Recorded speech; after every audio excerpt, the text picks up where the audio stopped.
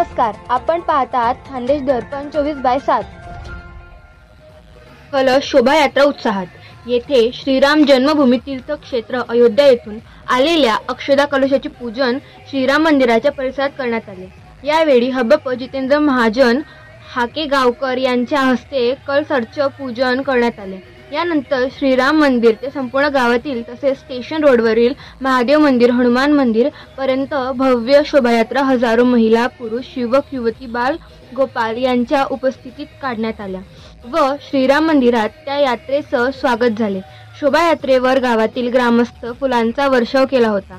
त्यांच्या पद्धतीने महिलांना संपूर्ण गावातील रस्त्यावर रांगोळीने रस्ता सजवला होता व रस्त्याच्या आजूबाजूला संध्याकाळी दीपपणत्या मोठ्या प्रमाणात लावल्या आल्या होत्या. ही शोभायात्रा यशस्वी होण्यासाठी निंभोरा येथील श्रीराम उत्सव समितीचे परिश्रम घेतले होते.